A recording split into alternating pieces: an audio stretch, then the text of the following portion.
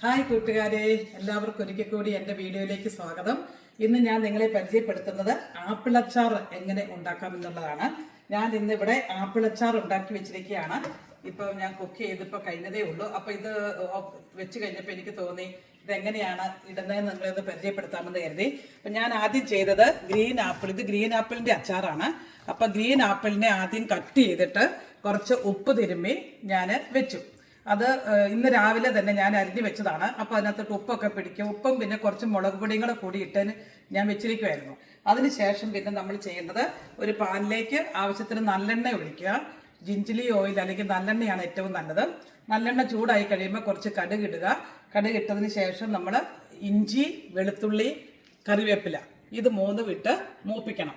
ഒരു golden colour ആയി കഴിഞ്ഞാൽ നമ്മൾ അതിനകത്തേക്ക് ആവശ്യത്തിനുള്ള ഞാനൊരു 3 ടീസ്പൂൺ മുളക് പൊടിയാണ് എടുത്തിരിക്കുന്നത്. ഒരു 3 ടീസ്പൂൺ മുളക് പൊടി ഇട്ടു.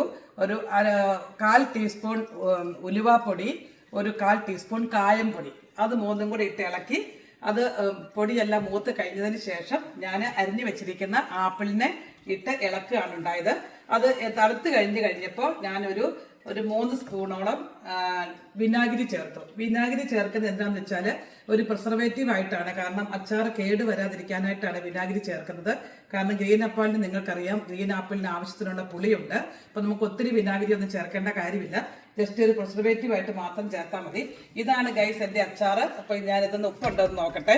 എൻ്റെ അച്ചാറിന് ഇതൊക്കെ ഞാനിപ്പം നല്ല റെഡ് കളറിൽ നിങ്ങൾക്ക് കാണാം. ആപ്പിൾ ഒത്തിരി ശരീരത്തിന് നല്ല സാധനമാണ്. പ്രത്യേകിച്ചും കൊളസ്ട്രോൾ കുറയ്ക്കുന്ന ഒരു സാധനമാണ് ഗ്രീൻ ആപ്പിൾ. പിന്നെ ഷുഗർ രോഗികൾക്കും ഒത്തിരി പിന്നെ ഗ്ലൈസിമിക് കണ്ടന്റ് ഒന്നും ഗ്രീൻ ആപ്പിളിനകത്തില്ല. അപ്പം നിങ്ങൾക്ക് എല്ലാവർക്കും ട്രൈ ചെയ്ത് നോക്കാം. ഇത് നമുക്ക് ബിരിയാണിയുടെ കൂടെയും ചോറിൻ്റെ കൂടെ ഒക്കെ നമുക്ക് സൈഡിൽ അച്ചാറായിട്ട് കൂട്ടാം. തന്നെയല്ല ഇപ്പോൾ ഓണമൊക്കെ വരുമല്ലേ. അപ്പം ഞാൻ വിചാരിച്ചൊരു ഓണത്തിനൊരു അച്ചാർ ഇട്ട് വെക്കാം. ഇപ്പോഴേ വെച്ചാൽ ഓണം ആകുമ്പോഴേക്കും നല്ലപോലെ സോഫ്റ്റായി കിട്ടുമല്ലോ. അതുകൊണ്ടാണ് ഇപ്പം ഞാൻ ഇട്ട് വെക്കുന്നത്. അപ്പം ഞാൻ ഇതൊന്ന് ടേസ്റ്റ് ചെയ്ത് നോക്കട്ടെ എങ്ങനെയുണ്ടെന്ന്. ആവശ്യത്തിന് ഉപ്പൊക്കെ ഉണ്ടോ എന്ന് നോക്കിയിട്ട്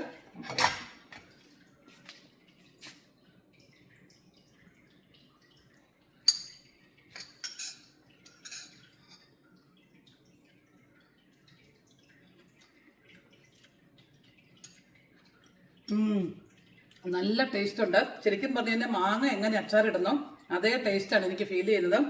ഒരു സിമിലാരിറ്റി ഉണ്ട് ഇതിന് മാങ്ങ അച്ചാറും ആയിട്ട് ഈ ഗ്രീൻ ആപ്പിളിനും. അപ്പം മാങ്ങ അച്ചാറിൻ്റെ അത്രയും പൊടി ഇല്ലതാനും, പക്ഷെ നല്ല ടേസ്റ്റ് ഉണ്ട്. അപ്പോൾ ആവശ്യത്തിന് ഉപ്പും ആ ഉലുവയുടെയും കായത്തിൻ്റെയും ചവയൊക്കെ നല്ലപോലെ ഉണ്ട്. നല്ല ആപ്പിൾ അച്ചാറാണ്. അപ്പം നിങ്ങളും ഇത് ട്രൈ ചെയ്ത് നോക്കണം. വേറൊരു വീഡിയോ ആയിട്ട് വരുന്നത് വരെ ബൈ ബൈ, ടേക്ക് കെയർ.